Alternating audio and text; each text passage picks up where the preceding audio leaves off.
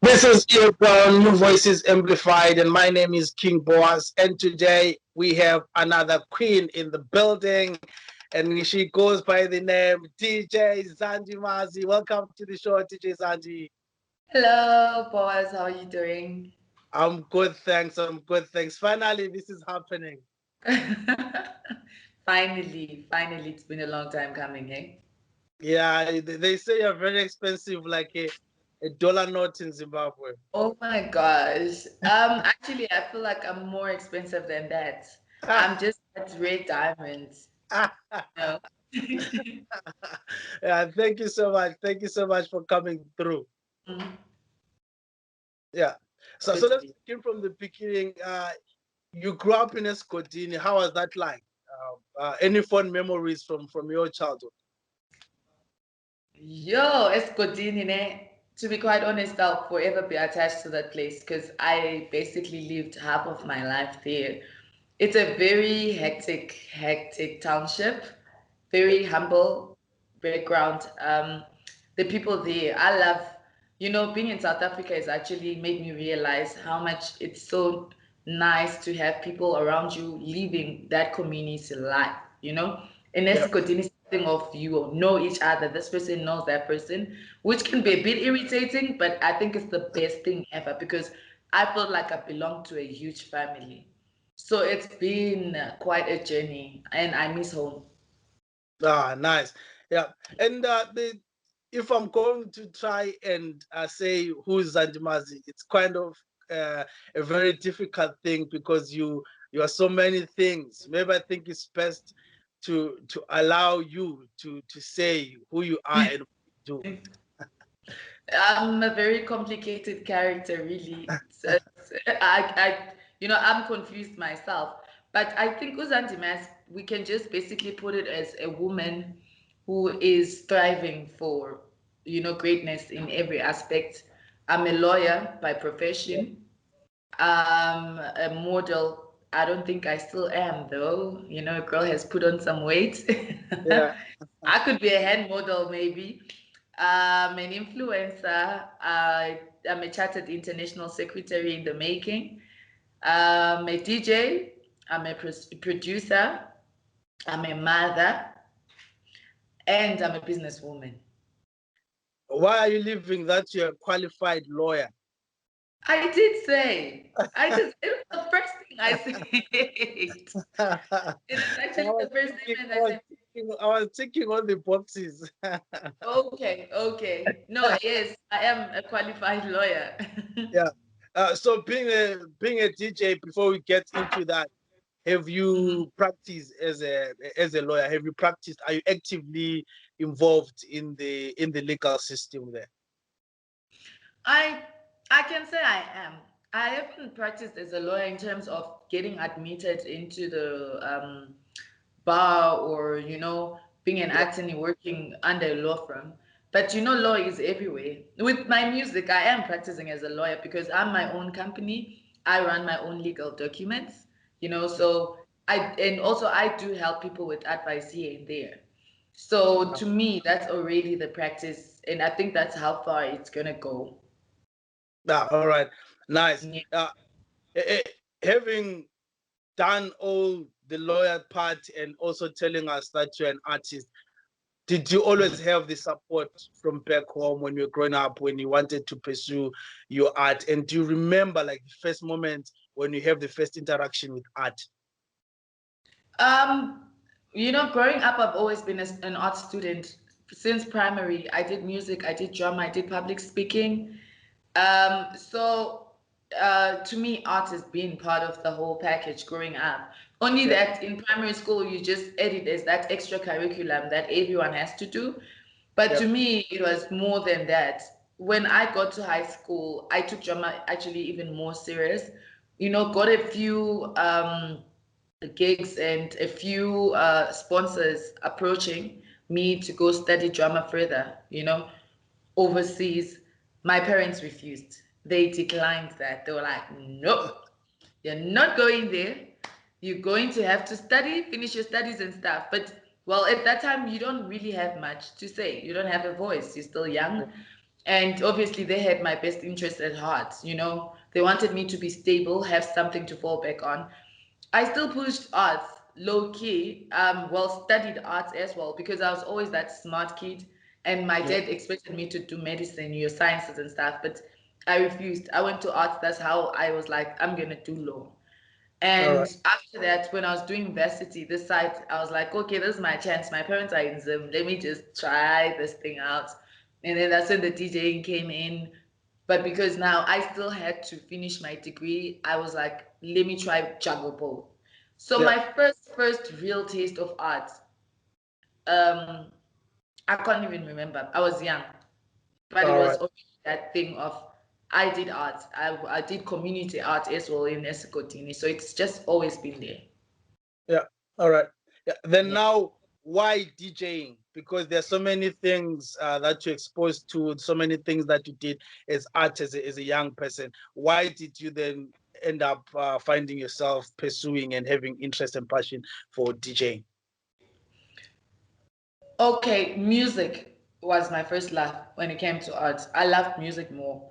Yeah. 18 years, it was part of the package, but music was the first love. But now I figured I'm not the best singer. I'm more of a person who has an ear for Yeah. music, but I'm not the deliverer in terms of my voice. Yeah. So now seeing girls like DJ Sindo doing the whole DJing thing, the fact that it was male dominated and the fact that there were few females at the time when I started, I was like, you know what? I'm gonna do that. I'm gonna go for that. Because I'm just a person who loves going against your normal norms Yeah. and I love challenges, you know? And it kind of gives you that power, to be honest. It gives you that power, you know, when you're actually going up against the opposite sex. Yeah. All right. Talking of the opposite sex, Yeah. how challenging was it for you to get in that domain and find Yeah. yourself being one of the headlining DJs? What challenges did you face simply because of your gender? There's a lot that I still am facing. You know, it doesn't stop. Yeah. There's always gonna be those men that feel, you know, some men, they have this thing of we are men, we dominate. Women can only subscribe to us, and they abuse also their power. You know, it was not easy. You'd always find men saying, okay, if you want to do this, I need to benefit. I have a lot of people that have actually, that have traumatized me. Some of them people wouldn't even believe. One day I'll expose them one by one. You know, when a man will tell you, this is a person who's there in the industry, they'll tell you, no, we need to have a relationship Yeah. so that I personally feel I need to push you. You would be just a little girl, someone trying to be somewhere in life, asking for help and guidance. And no, you don't get that all the time. But that's not all men, also. Yeah. You know, it'll be so wrong of me to say it's all men because there are some men that have actually helped me to get to where I am today in the industry. All right, nice. So are you doing anything as DJ Zandi to try and maybe level the field or make the path better for the girls that are coming up? Yes, definitely. So what I've been doing is I'm trying to work with girls more, especially on my features. So far with the two singles that I've released, it's girls. You Yeah. know, the latest one that I released for me is with a 17-year-old girl from Victoria Falls. All This right. is a girl who was probably not even thinking she would even play on TV, you know? So I'm trying to look and scout for those young girls that have it in them, that have the raw talent, you know, to try and lift them with whatever I can. Not promising them the world, because I'm also still trying to grow myself. And it's not limited to girls. I actually thought to myself, if I limit it to girls, also that's wrong, because there are also men or guys that are struggling, you know. So I also work with new producers. So that's my way. That's my route that I'm taking. I'm going to be working with new producers, upcoming artists that are unknown, so that we can all try and uplift each other. All right, nice. We'll come back to Victoria Falls. Now let's go back to let's go back to 2014 when you did the homecoming and the best female DJ at the homecoming. How did this come about, and how was this experience for you in terms of your career and pushing you to where you are today? I'll say this again. I feel like Homecoming gave me a platform, a bigger platform. That was for the biggest crowd. It was my first time playing for a big crowd. You Yeah, know, in Zim, it gave me that recognition that, okay, there's that girl now. But it did not really contribute much in terms of interaction with bigger artists. You yeah, know, I wouldn't sugarcoat things and say that's when everything started. No, I no, had to still work and grow myself for 6 more years, 7 actually. You yeah, understand? So it gave me a bigger platform with Zimbabweans, you know, the fans that now they got to know, okay, there's a girl called Zandimaz. It also gave me even more of a push of, Zandi, don't you want to be headlining, not being an opening act?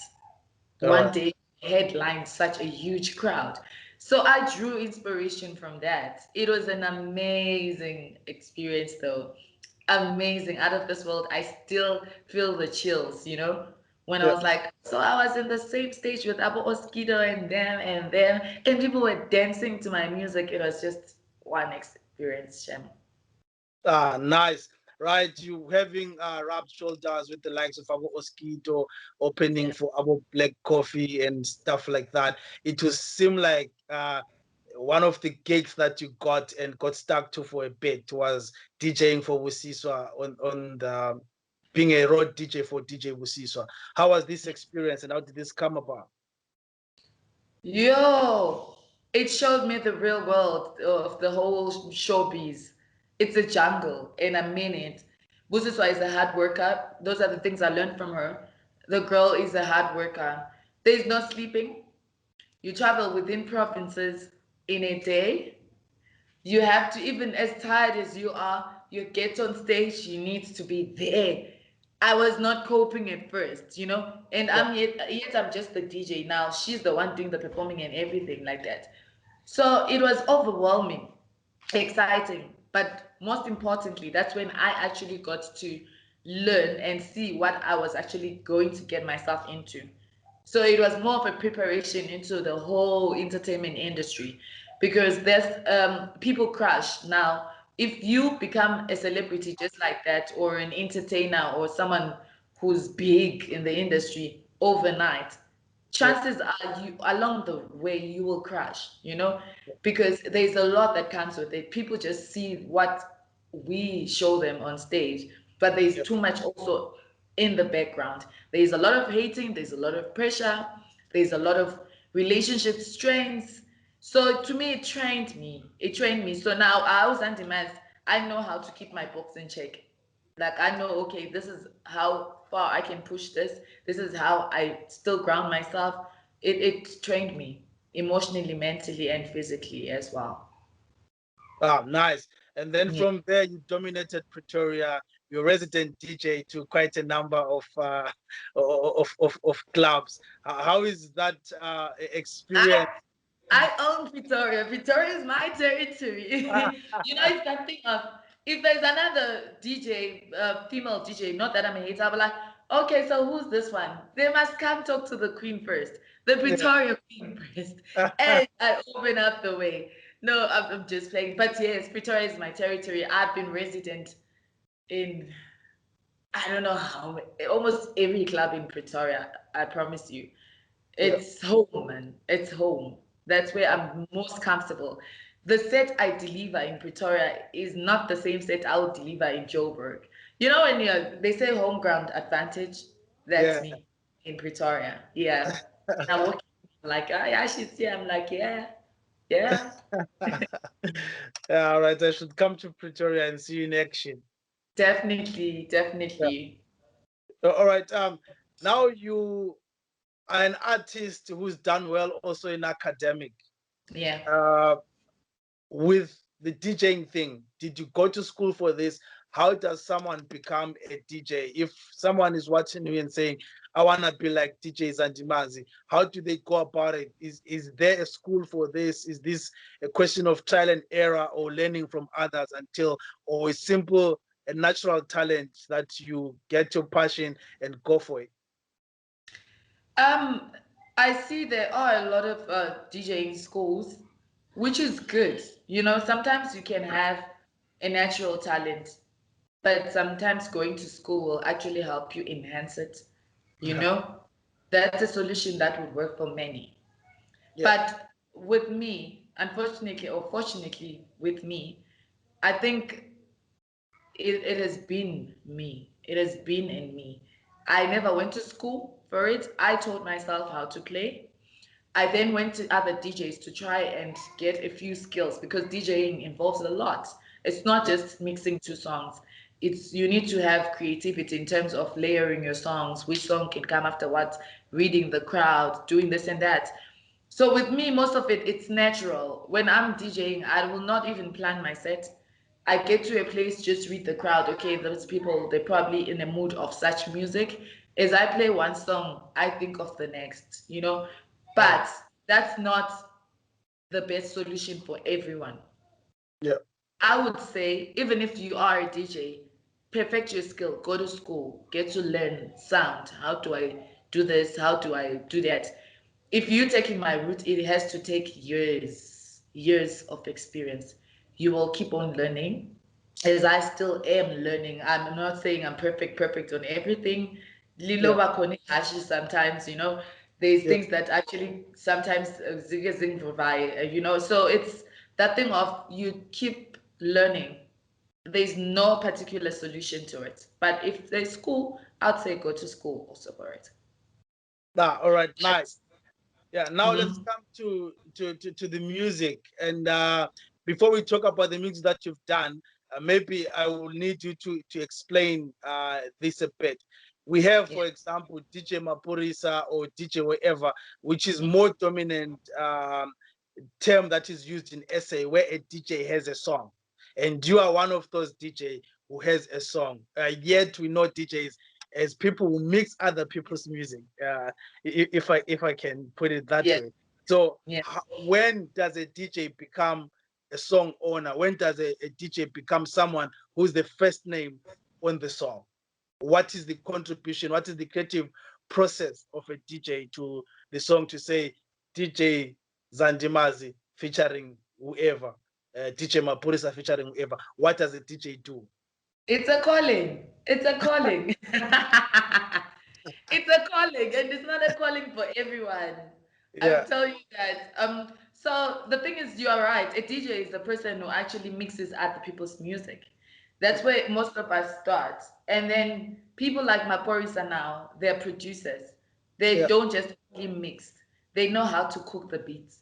People like Zandimaz.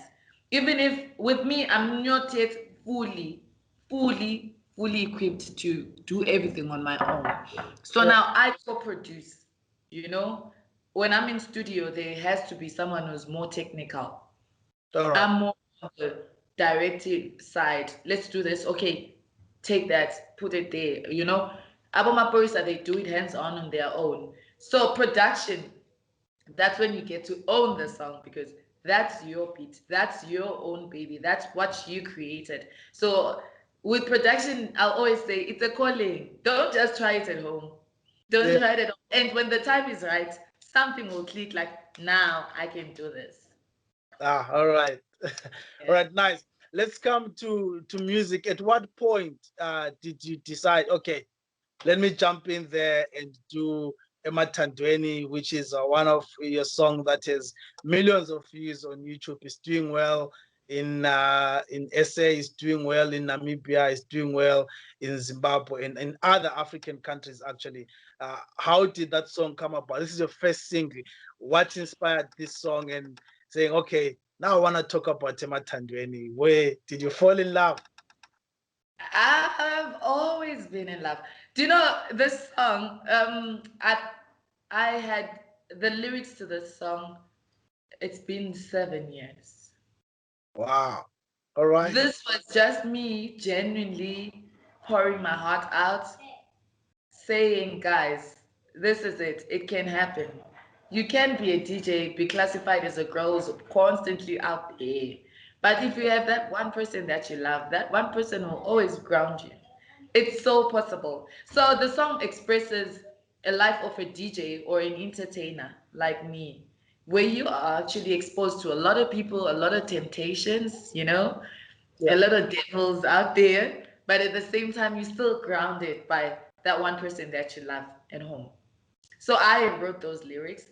So I knew one day I was gonna have a song.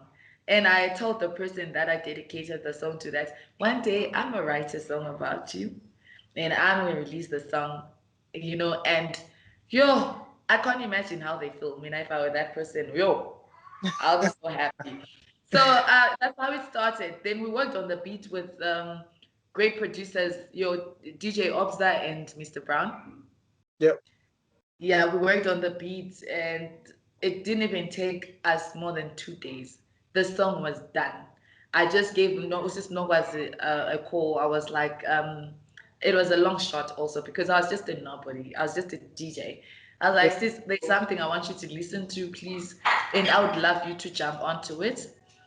And I called her. She's like, okay, Zandi, let's do this. Got into studio, 15 minutes, done. Ah, Song nice. done. And we're all in love. Now the whole world is in love. Yeah, all right. Let's talk about Emathandweni and your DJ. How has this changed your brand in any way, or how has this propelled you as DJ Zandimaz? Because you're no longer just a DJ, now you are a musician also. How has Yeah. this changed your world? It has changed a lot of things, but most importantly, it has actually encouraged me. It's a good push. There's more pressure. Once you start on that note, you need to maintain the momentum. It Yeah, has opened up a lot of doors for me. I won't lie.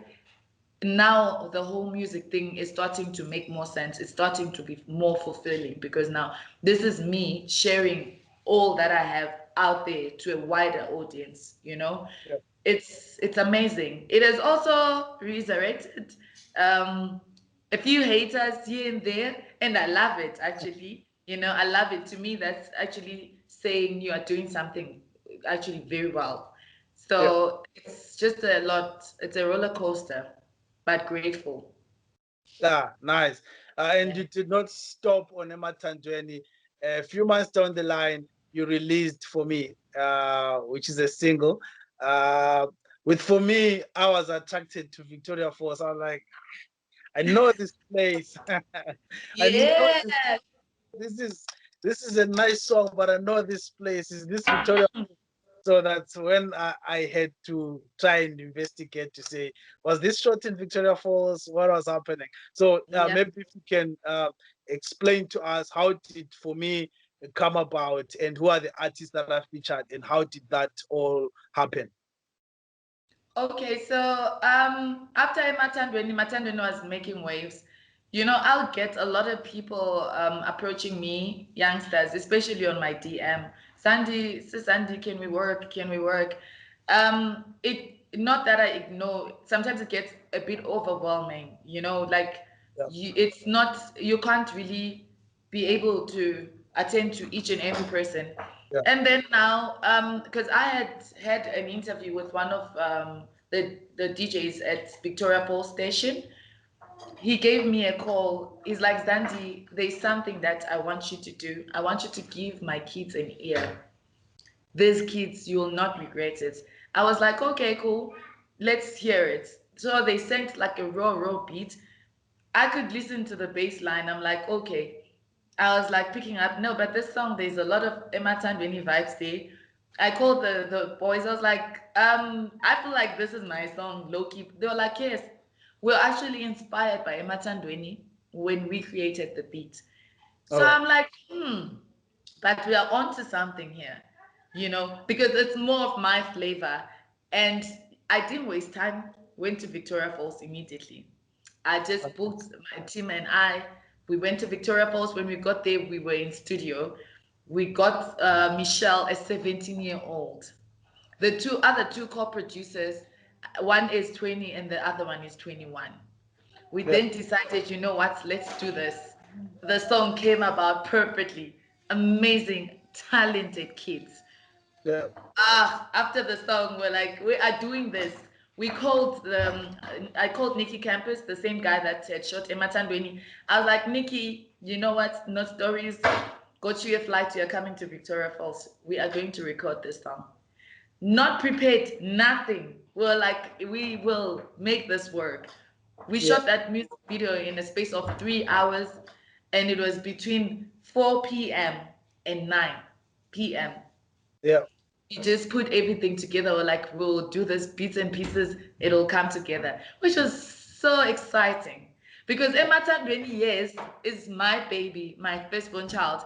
But Emathandweni still felt like maybe I was protected because I was working with people that have been in the industry, Yeah. so they were guiding me as well. But for me, that's me saying, okay, now I'm 18 years old now.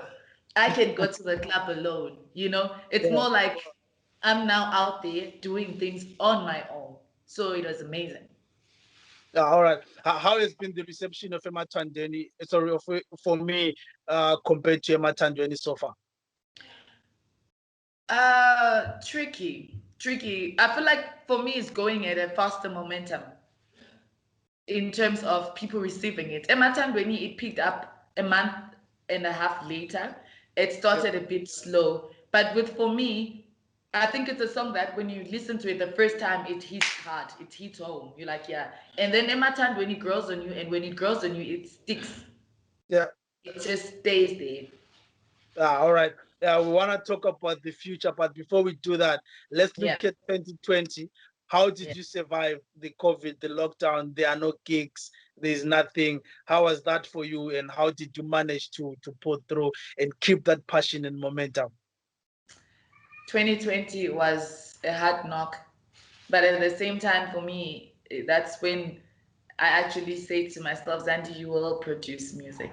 Because if it wasn't for lockdown, I would still probably be caught up in the whole DJing scene and being very comfortable with making the money through DJing.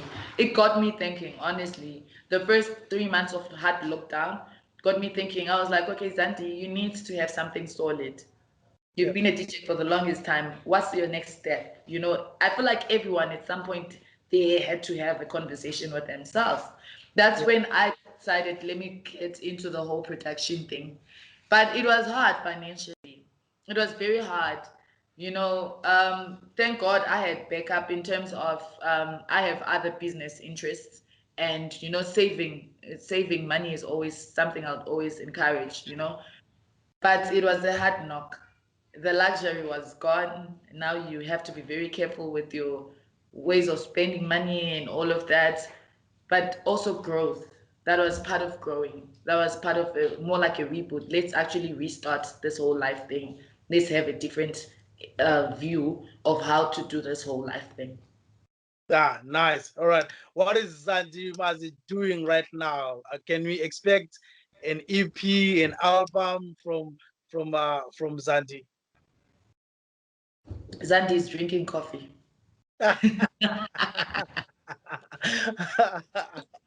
Okay, so yes, Zandimaz is bringing more music, more music. Right now, I'm just gonna allow people to get into the zone and enjoy for me and Emathandweni because they're still running.